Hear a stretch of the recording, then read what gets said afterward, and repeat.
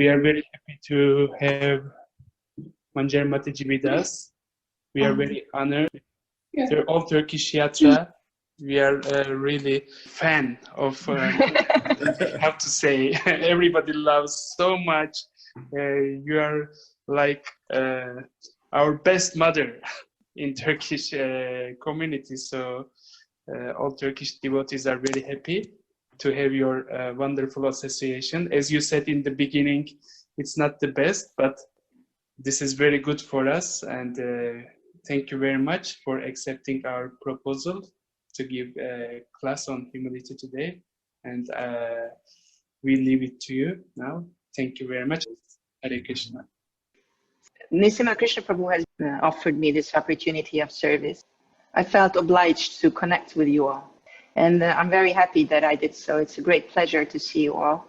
Thank you very much for being here and giving your time. So the requested topic was humility. And this is what I would like to talk about. I made a little slideshow to highlight certain verses, so that may help Okan also with the translation. So I'm going to share my screen and then you can all see it. Om Gyanati Mirandasya Gyananjana Shalakaya Chakshurun Militam Yena Tasmai Shri Gurave Namaha. Jai Shri Krishna Chaitanya Prabhu Nityananda Shri Advaita Gadadhara Shivasari Gaura Bhakta Vrinda. Hare Krishna Krishna Krishna Hare Hare Hare Rama Rama Rama Hare Hare. Vanchakavtarubhyasya Kipasindhibhya Vacha Patitanam Pavanebhyo Vaishnavebhyo Namo Namaha. So first I would like to read a verse to you from the Brihad Bhagavatamrita, which is a really wonderful book written by Sanatana Goswami. And it's a 3-volume book. And in the 3rd volume, there is a wonderful description of humility. So I chose a verse from there. Brihad Bhagavatamrita is the essence of the Bhagavatams. So the verse says, Tat karma jnana yogadi sanana duratastitam sarvatra nirapekshena bhushitam danyamulakam.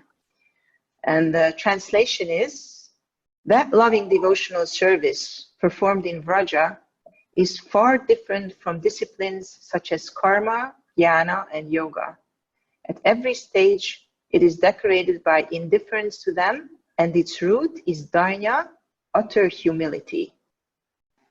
So we know that the definition is pure devotional service is that it is free of karma, jnana, and yoga. But here there is an emphasis that its root is dainya, or utter humility. Lord Chaitanya teaches us the process that will take us to Vrindavan, to Vraja, and perform devotional service there. And here we understand that the root of service there is humility. So there is also a commentary, a lengthier commentary. I just wanted to read a section of this commentary that's relevant for us. Bhakti Yoga in all its phases of practice and achievement in this life and the next is always decorated with the ornament of indifference to material desires. This holds true whether bhakti is performed internally with a subtle body or externally with one's physical body and senses and the body's external possessions. When one allows secondary means and goals to become prominent, one deviates from bhakti. The most essential support, and the candidate for pure bhakti must always take help from it, is utter humility. So in the verse we read that the root of devotional service in Vraja is humility, and here we are reading that the most essential support is humility. So you can see here pictures of people wearing jewelry. And wearing jewelry has been a tradition throughout history. Found deep within the earth, not even the extreme dangers of mining can keep people away from precious stones, which have been considered of utmost value since the most ancient civilizations. These precious stones such as diamonds, rubies, emeralds, and jade. All these precious stones are an undying symbol of wealth and luxury. According to Google, today the most expensive and perhaps the most famous jewel in the world is the Hope Diamond, which you see in the right bottom corner. It's a 45-carat blue stone, and it's worth $250 million. And then there are people who are not so rich. They decorate themselves according to their means. The modern-day body ornament are tattoos. People are inserting ink into the skin to change the pigment. And tattooing has been present for thousands of years in Asia, but since the 1970s, tattoos have become a mainstream part of Western fashion. So Vaishnavas also like to ornament themselves. We are fond of our external ornaments, our kantamala and our golden tilak. And there are other ornaments mentioned in Shastra that Vaishnavas like to wear. In the third canto of the Bhagavatam, Lord Kapiladev says that a Vaishnav is sadhu bhushana, adorned with sublime characteristics, wonderful qualities. That's their jewels. That's what they decorate their bodies with. Lord Chaitanya uses the same phrase, sadhu bhushana, in Chaitanya Charitamrita when he tells Sanatana Goswami that maintenance of the Vaishnava etiquette is the ornament of a devotee.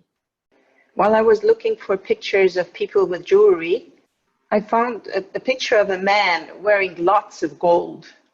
And I saw that the picture came up many times, and there were many articles written about him because he was beaten to death. In this world, when people decorate themselves with jewels, others easily become envious. But when we decorate ourselves with Vaishnava qualities, we become very lovable. And one of the most beautiful ornaments of a Vaishnava is humility. Bhagavad Gita emphasizes its importance. Srimad Bhagavatam and Chaitanya Charitamrita are full of personal examples of wonderful Vaishnavas who are imbued with humility. Lord Chaitanya only left us 8 verses that he wrote. And the third verse, this is the Shikshashtakam prayers, and the third verse emphasizes humility. I hope many of you know this verse. If you don't, then you must learn it. In this verse, Lord Chaitanya says, one can chant the holy name of the Lord in a humble state of mind, thinking himself Lord and the straw in the street. One should be more tolerant than the tree, devoid of all sense of false prestige, and ready to offer all respects to others. In such a state of mind, one can chant the holy name of the Lord constantly. This verse appears in Chaitanya Charitamrita 3 times. The first time it comes up in the Adi Lila, which accounts the Navadvip pastimes of Lord Chaitanya. Lord Chaitanya is already initiated and has started the kirtan sessions in Srivas Thakur's house. And in the house of Murari Gupta, he explained the verse of the Brihad Naradiya Purana, a famous verse. Harir Nam, Harinam Eva Kevalam, Kalonastheva Nastheva Nastheva Gatiranyata. This is the verse. And a part of the explanation of Lord Chaitanya of this verse included this Shikshashtakam verse, Trinadapi Sunichena. So after Krishnadas Kaviraj Goswami, the writer of Chaitanya Charitamrita, presents Lord Chaitanya's explanation of the verse, he himself says something. And he is saying this verse. He says, raising my hands, I declare, everyone please hear me. String this verse on the thread of the holy name and wear it on your neck for continuous remembrance. So this verse is an ornament worth wearing, much more valuable than any kind of jewels and gems. So he says this Trinadapi verse, the Shikshashtakam verse, wear it around your neck. Because this mentality of humility is the foundation of the success in bhakti. This is not said about any other verse anywhere. So we see that it's an important quality. So what is the definition of humility? There are different Sanskrit words that are translated as humility. One is amanitva, the state of being free of pride. There's also vinaya, which means modesty. It is karpanya, which means humility. This term comes up when Srila Prabhupada is explaining the 6 symptoms of surrender. In Chaitanya Charitamrita, he translates it as humility, but in in the Nectar of Devotion, he translates it as always to think oneself inferior to Krishna, even though one may have full capacity to perform something on his own. And then there is also the term dhainya, which means feeling of wretchedness. I'm so lowly, I'm so useless, I'm so nothing. Brihad Bhagavatamrita also defines humility, or quotes actually a definition, in this section that I was referring to. And here it says that wise man defined dhainya as the state in which one always thinks oneself exceptionally incapable and low, even when endowed with all excellences. So it's important to notice that it says even when endowed with all excellences. So it doesn't refer to a useless, nonsense, lazy person, but someone who is very excellent. But at the same time, he feels, I'm not excellent, I'm very lowly. Actually, the English word humility is derived from the Latin word humilitas. How do you say humility in Turkish? Alçak gönüllülük. Oh gosh. So, alçak means low, gönüllülük means heart, low heart. Okay. So humilitas is derived from humus, the rich, dark soil full of nutrient and moisture. It's the sustenance of life, this humus. When you put a seed into this quality of earth, it thrives. So the same way when the Bhaktilata bij, the seed of devotional service, of the creeper of devotional service, is planted in a soil of humility, it grows strongly. Humility is the most fertile ground for the Bhaktilata bij. So therefore, the importance of this quality is emphasized throughout Shastra. In the Bhagavad Gita, in the chapter 13, when Krishna defines knowledge, he starts his list with amanitvam adambitvam. They mean humility and pridelessness. And then it's 5 verses, he's giving different elements of knowledge. And the last one is philosophical search for the absolute truth. And after having given this list, he says, all these I declare to be knowledge, and besides this, whatever there may be is ignorance. There's a wonderful purport to this verse. Srila Prabhupada says that beginning from practicing humility up to the point of realization of the supreme truth, the absolute personality of Godhead, this process is just like a staircase beginning from the ground floor and going up to the top floor. And I'm going to skip to the last sentence. He says, if anyone wants to compete with God and at the same time make advancement in spiritual knowledge, he will be frustrated. It is clearly stated that without humility, understanding is not truly possible. So what does it mean that knowledge and humility are connected? Humility is part of knowledge. One who is actually in knowledge will be humble. Sambandha Gyan means we clearly understand our position. It means I understand what is this world, who am I, who are the other living entities, who is God. That understanding in itself leads to humility. And that humility is like an enzyme. It takes transcendental knowledge and makes it digestible. And when digested, it's assimilated and realized within the heart. And by humility, we don't mean false humility based on an inferiority complex as we identify with the false ego and the body. Humility is not low self-esteem. A person with low self-esteem feels worthless and uncomfortable when seeing that other people perform better because the ego is disturbed. So that's depression, that's not humility. And when we speak about the highest form of humility, we don't even speak of a Vaishnava who sees that she is full of offenses and is being remorseful for offenses. Because both of these humilities come from a limiting sense of self-reference. Self-reference means that I perceive reality through my own colored glories, so to say. Reference to myself. So Humility is not about, oh, I am so fallen, I am so insignificant, I. Mhm. But it's about thoughts of Krishna, thoughts of his love and all that he gives to us, that remembrance of Krishna. That kind of remembrance of Krishna naturally makes us humble. So there is this saying that humility doesn't mean to think less of yourself, but to think of yourself less. A Krishna-centered consciousness is naturally humble.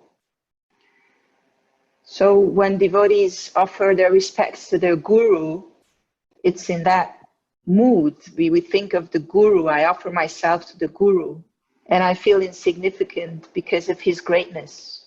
But it's a very blissful feeling. It's not a state of depression. And also, sometimes there's this misunderstanding. A humble person doesn't mean that you're very quiet, sitting in the back, staying out of the way. Chaitanya Mahaprabhu is described as being utterly humble in Chaitanya Charitamrita. But when Jagai and Madai heard Lord Nityananda, then he was willing to kill them. Also, Srila Prabhupada, we will come back to him, but he was really humble. But when there was talk of Mayavad philosophy, he was like a lion. So real humility has a different flavor of the material sense of being less than others. The humility we are talking about is innate and dormant within the soul. And it manifests itself when we no longer refer to ourselves, but to Krishna. At this level, we are aware of our minute position. And understanding our position, we are prideless. At this level, you have knowledge and see reality as it is.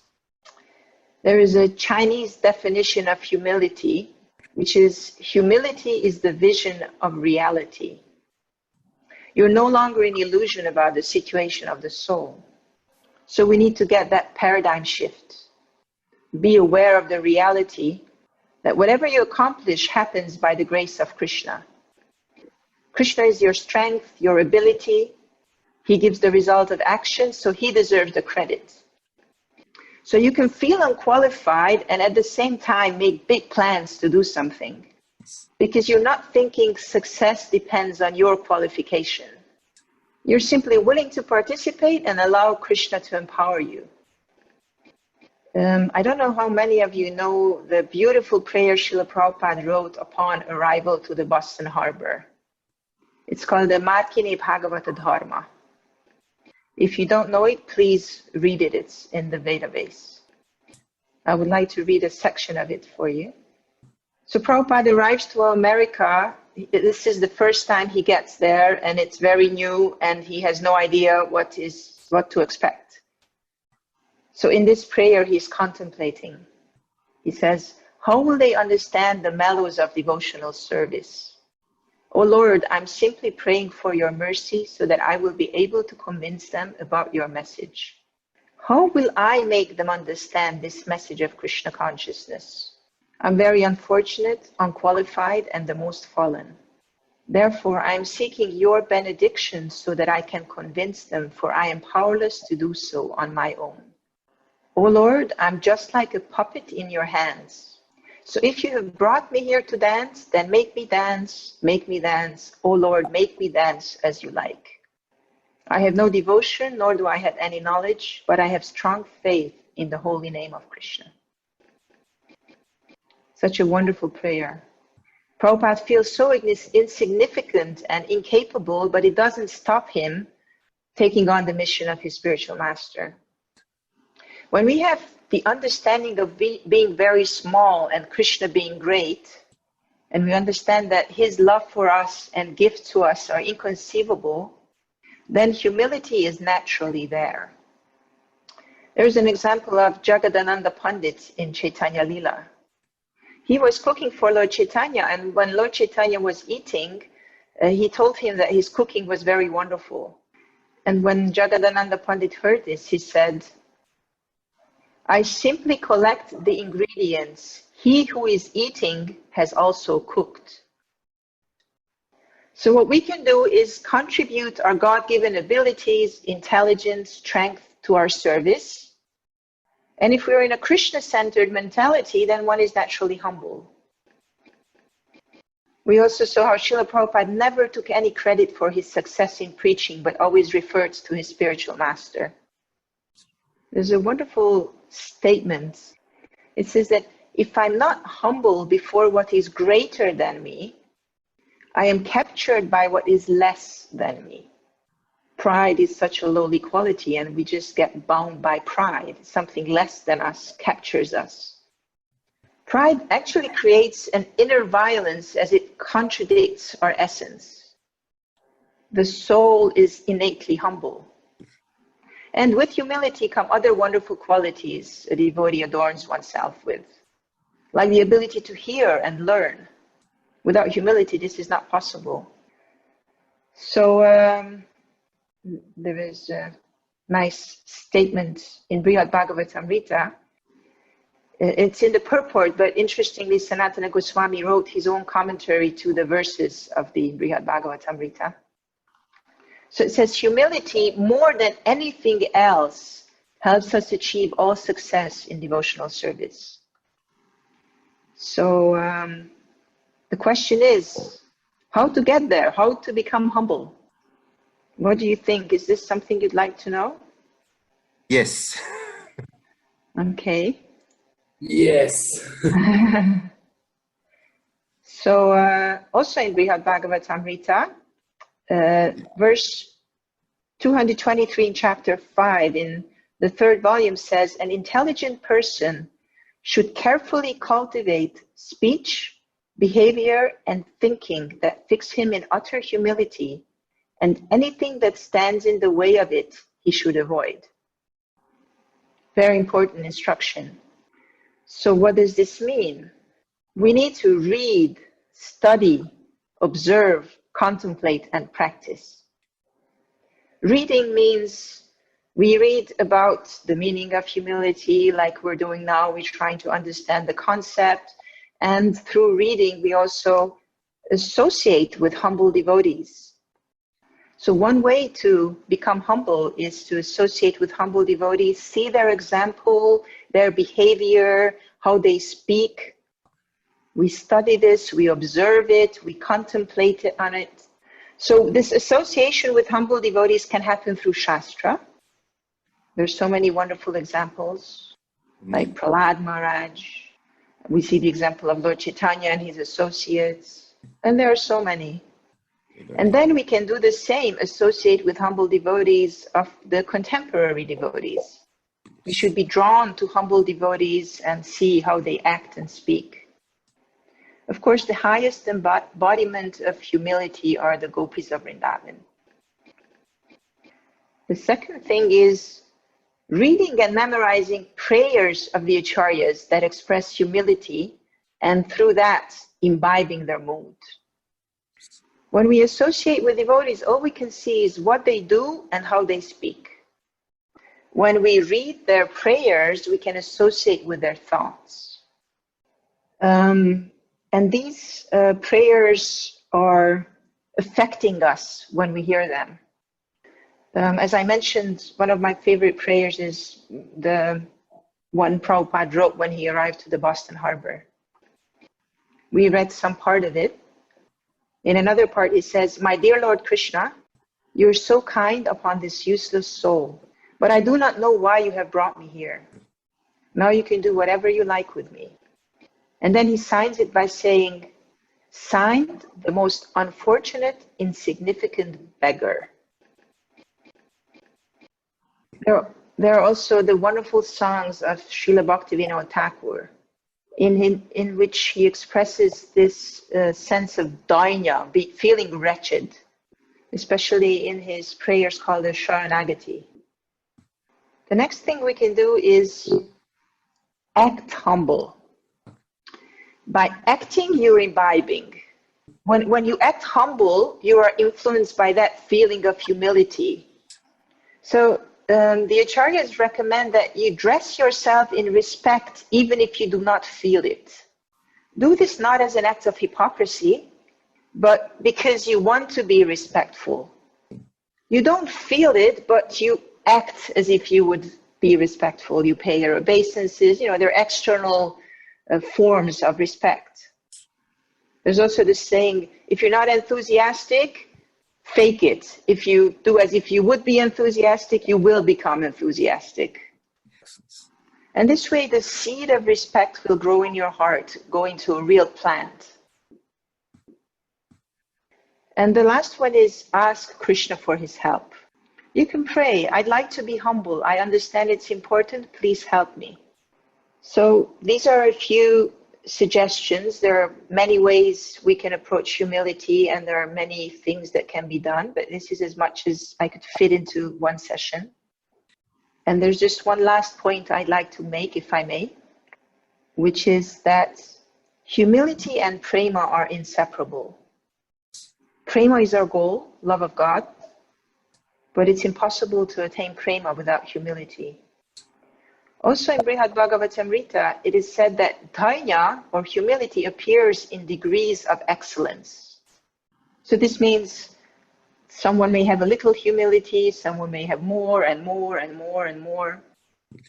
And Prabhupada states that humility is the cause of proportionate spiritual realization by which one can ultimately meet God in person as a person meets another person face to face. So first we need to come to the understanding that we are servants of Krishna and practice that service. And of course, service doesn't simply mean doing something for someone else. That is a very superficial understanding. Real service is selfless, unconditional, uninterrupted by various obstacles that come in our path. And Srila Prabhupada taught us to live by this principle. It's the principle we read on every page of his books, unconditional, selfless service. And doesn't matter what obstacles come, what inconveniences come, doesn't matter whether it brings life or death. When Ravana kidnapped Sita Devi, Jatayu, who knew it will cost him his life, he tried to stop Ravana and sacrifice himself in service of Lord Ram. But to be able to serve like this, we must be convinced, not only theoretically, but practically, that happiness is never acquired from the illusory mirages of this world. Getting prestige, popularity, followers, money, beautiful family, nice home, good health. These things give a very temporary, superficial, external sense of happiness or pleasure. Real happiness can only come through service, through giving. Bhaktivinoda Thakur says that suffering and miseries I endure in my service to Krishna are the source of my greatest joy. I'm sure many of you already have experiences of that feeling, the bliss of giving, the bliss of service, despite the apparent hardships and sacrifices. Because in service we gain actual inner satisfaction. So then Sanatana Goswami says, when dainya fully matures, humility fully matures, prema unfolds without limit. And so we see dainya and prema acting in a relationship in which each is both cause and effect. So he says humility leads to love and love leads to humility. And then in the commentary he says, if prema is supposed to be the final result of all devotional endeavors, how can dainya be a consequence of prema?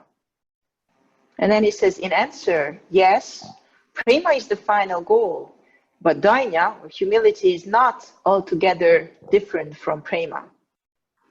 Dainya is an integral component of prema, and both foster one another.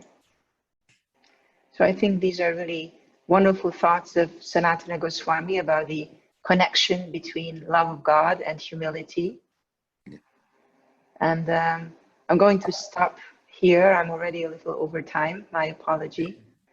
I forgot a little that you were an hour ahead. It's even later for you. Nishima Krishna Prabhu, do we have a little time for questions? Or should we stop? Yes.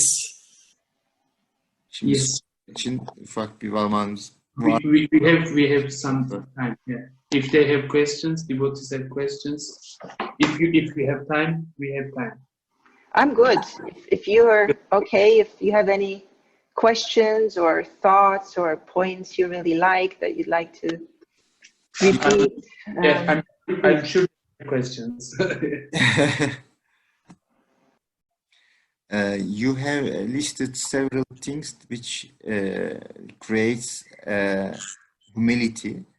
And Bilgin Prabhu is asking whether attentive and quality chanting also helps humility or not. Attentive, focused japa means Krishna is in the center. As I said, a Krishna-centered consciousness is a humble consciousness. So yes, japa is a wonderful way leading to humility as well. Can I make a point? Please. So a few days ago, we were memorizing a shloka from the Gita with a group of devotees, and it was 2.7, which said "Karpanya dosho pahata svabhavaha," and Prabhupada translated it as I think something like I lost all my composure because of my miserly weakness, and I'm bewildered about my duties. And I had no idea about what Arjuna meant there. What was this Karpanya? But now I understand it more. So thank you for that. I didn't understand that it was an attitude of humility. Actually, there Prabhupada translates it as miserly weakness. A kripana can also mean someone, just like dainya, it can refer to someone wretched. Kripana can also refer to someone who is who's miserable. And there it's a negative quality. Krishna, he's blaming Arjuna. What are you doing? You're an Aryan. Why are you so miserable? You know, you should be bold and powerful and brave. Why are you so miserable? So these words have different meanings, and we need to see the context they are used in to understand what is relevant in a certain situation. But these Sanskrit terms are all used in quality of real humility, as a wonderful quality, not as someone being depressed, like Arjuna is depressed. Okay, now I understand. Thank you. Hare Krishna. Hare Krishna, Manjari Mataji. Hare Krishna. Thank you very much for this beautiful class and your association. I want to ask that we mentioned that when we cultivate humility in speak, behavior, and thoughts, we should avoid something which is that are obstacles, I guess. But I am always thinking about that. What is the role of purification if we see something obstacle, for example, internal things inside us, to become humble? Should we stay and continue to open up ourselves to Krishna to purify these obstacles, or we should consciously avoid? I'm not sure I understand the question. Can you give an example?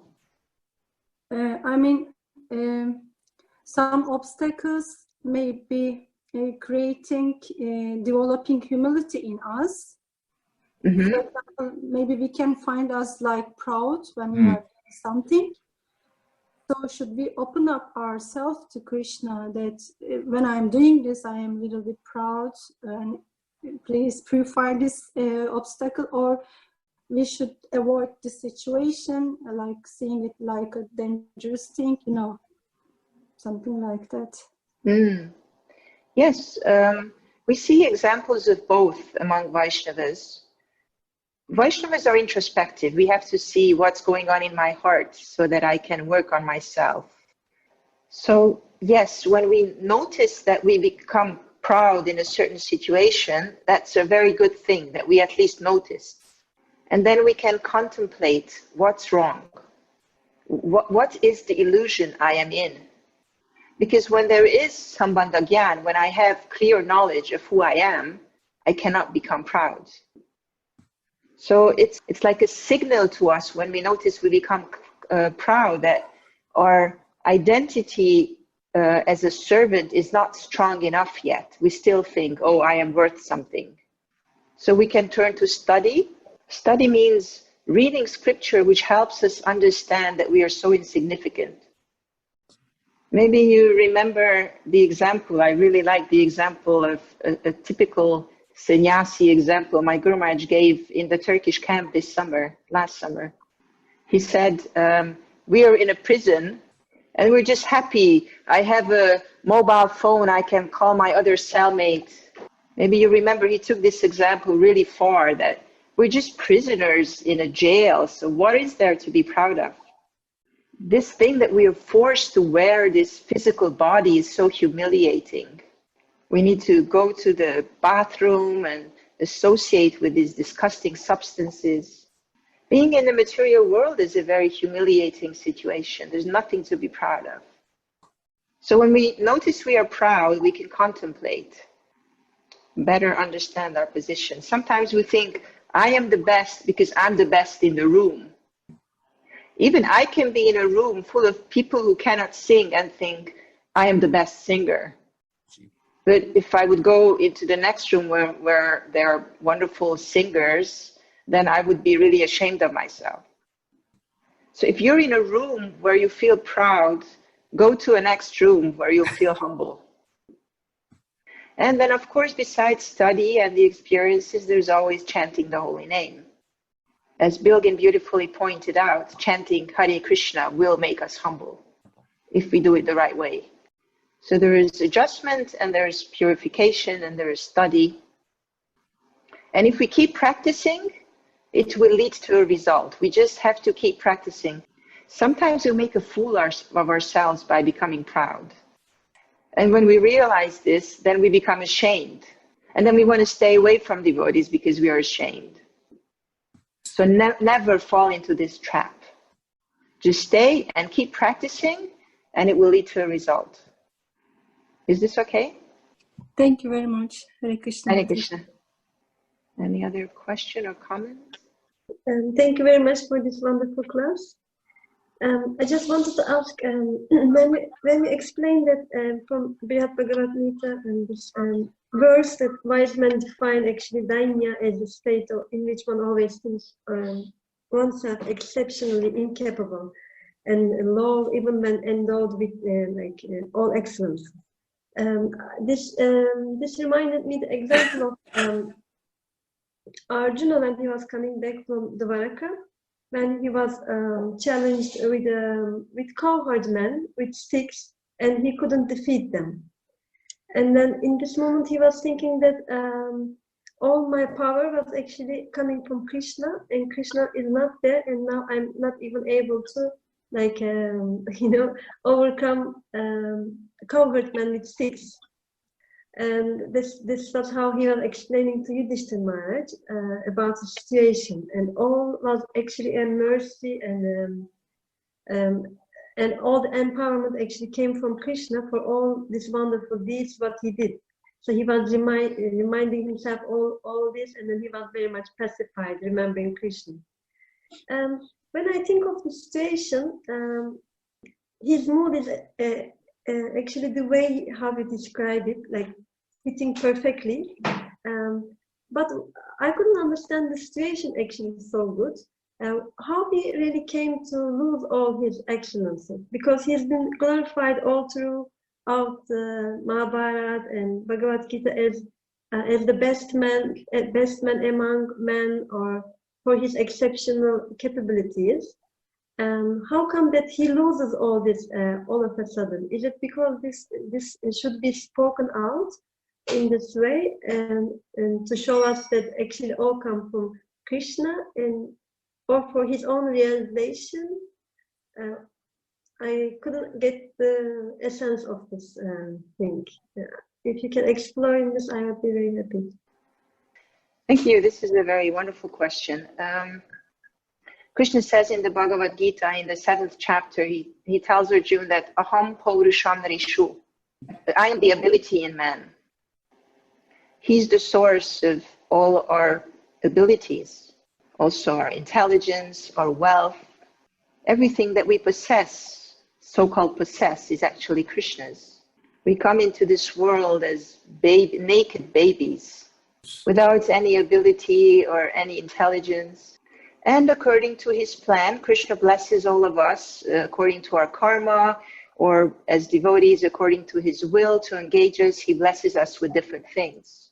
And throughout our lives, we experience that sometimes he's giving more and sometimes he's taking away, and he's entrusting more things to us and sometimes less things to us. I see sometimes devotees are able to give so much financial contribution to ISKCON, and other times they have no money at all. Something happened, something went wrong with the business, and they're out of money. Like this COVID-19 situation didn't help many businessmen. It was a big problem for many people. So wealth is just one aspect that Krishna can give and can take away.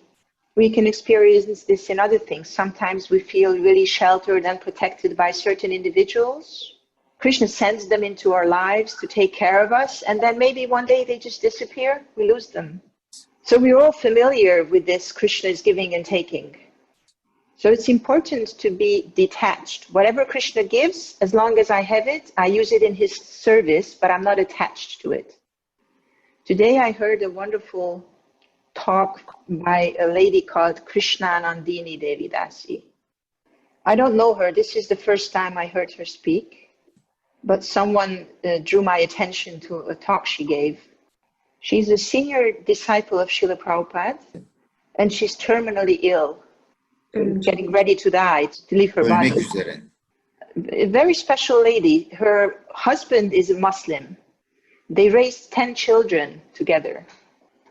And she was speaking a little in the beginning of the class, and then there were questions and answers.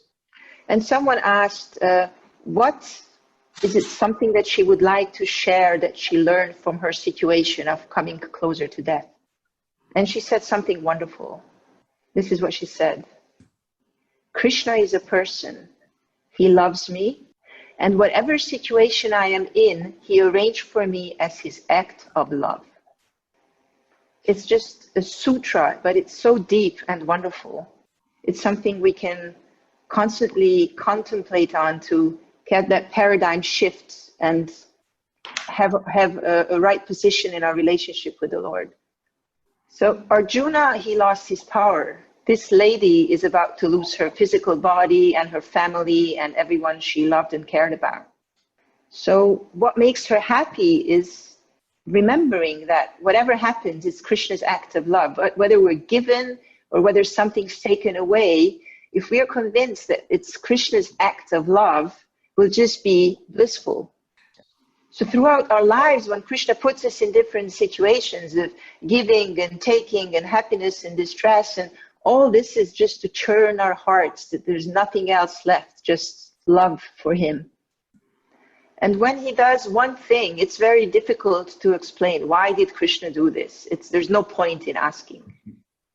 We see there is this virus situation now, and Krishna achieved so many unlimited things with this just one little virus being around in the world. He's transforming the whole world and transforming so many of us. We have a different perspective of things. So whatever the reason, it's his act of love. Is that okay? Yeah, Hare Krishna, Mataji. Such a nice explanation. Thank you so much. Hare Krishna. It's getting really late. I'm amazed that you're all still up, still paying attention. We are hungry for more nectar. Görkem Mataji also wants to ask a question, if you have time. Yes, please. Hare Krishna, Mataji. Thank you for the lecture. Hare Krishna.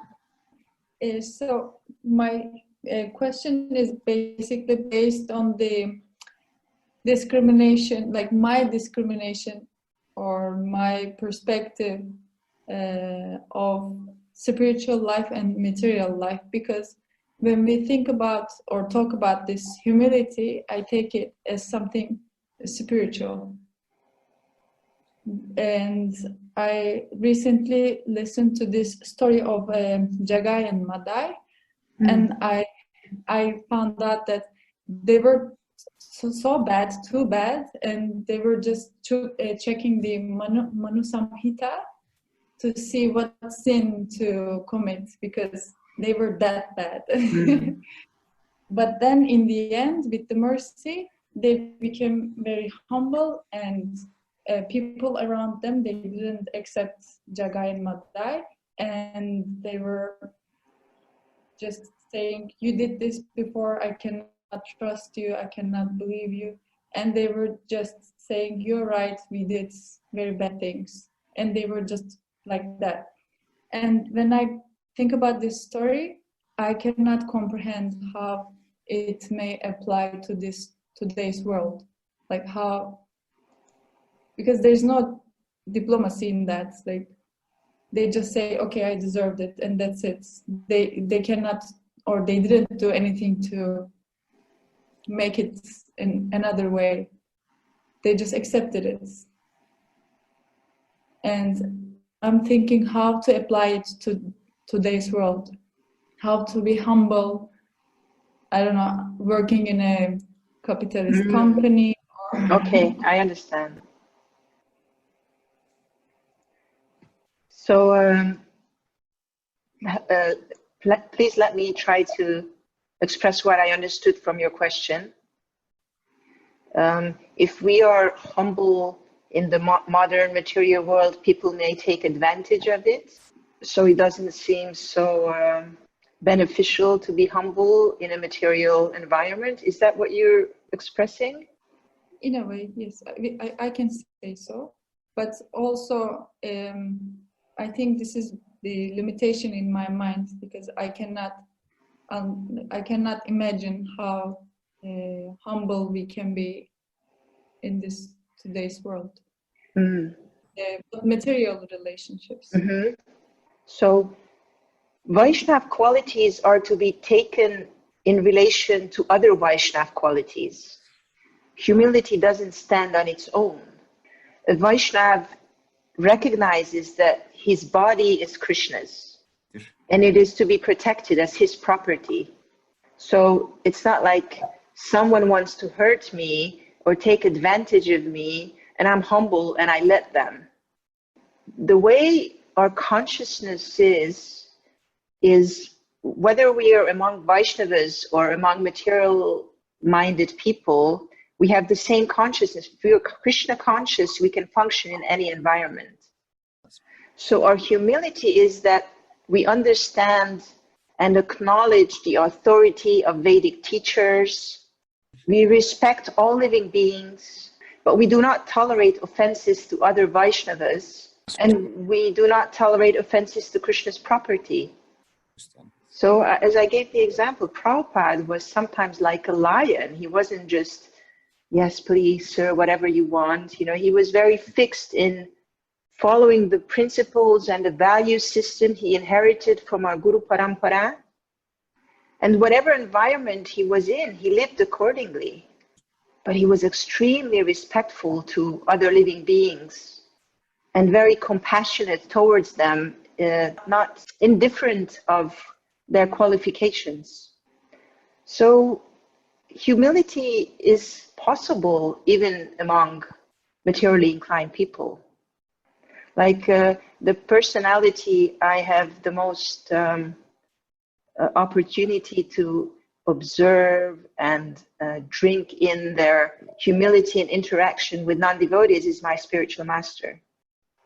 So I take care of his medical papers, and whenever he goes to get his glasses done or see a doctor, he takes me along with Shambhihari Prabhu and a driver. So it's like a whole gang of us going. And I'm always amazed how respectful and humble he is with everyone he meets. Always behaves like a true gentleman. Opens the door to ladies. Like I always have to go in before him. He always has kind words to the people he meets. He never, ever, ever goes to see someone without taking some prasadam and gives it as a kind gift. People are surprised, you know, people don't usually come into doctors' offices with a bit of sweets like burfi, but they see it's an offering of love. When he goes somewhere, let's say he needs to get his glasses done, and there are different people around him, and they think, oh, sorry, we were taking so long. He's just so extremely patient and respectful of their work. So for me, he's a living example of humility and respect among people who are not necessarily humble and respectful, but because that's how he is, everyone he meets turns to him with humility and respect. It just brings it out from their heart. So when we decorate ourselves with Vaishnav qualities and we associate with other people, it has an effect on them too. Our most powerful preaching tool is our heart. In 1996, my Guru Maharaj wrote his mission statement. It was part of an exercise we all took as a leadership course. And he was writing about what is it that he wants to accomplish in this world. And part of it was writing books and developing New Vrajadam into a self-sufficient community and inspiring Sankirtan devotees, book distributors, and publishing Prabhupada's books. But he wrote that the most important thing with which he can contribute the most to Prabhupada's mission is by developing the 26 qualities of a Vaishnava. If we become living examples of Krishna consciousness, then we can affect people. Everyone's innate nature is that they're Krishna conscious, and when they come in contact with someone who is Krishna conscious, it just wakes them up. So we just have to guard our consciousness, because when we are associating with materialistic people, they may also have an effect on us. So we have to have strong sadhana, study of Prabhupada's books, and this is why Prabhupada emphasized our morning program and our daily immersion in Krishna consciousness, so that when we go out, then it's not that people have an effect on us, but that we can have an effect on people. Is this okay, Gurkha? Yes, perfect. Thank you so much. Hare Krishna. Should we call it a night? Thank you so much, everyone. And I hope we will have the opportunity to meet in person sometime. Yeah. Let's see what Krishna's plan is for the world. What will be his acts of love for us? And we also hope that Krishna Prabhu will agree with you the next lectures on Zoom also. Yeah, it's good coming from them. Yeah. Hare Krishna, everybody. Have a wonderful evening and take care. Hare Krishna. Jai Srila Prabhupada ki Jai. Bye. Jai Her Grace Manjari Mataji ki Jai. Hare Krishna. Hare Gaur Premanandi. Hare Krishna. Hare Krishna.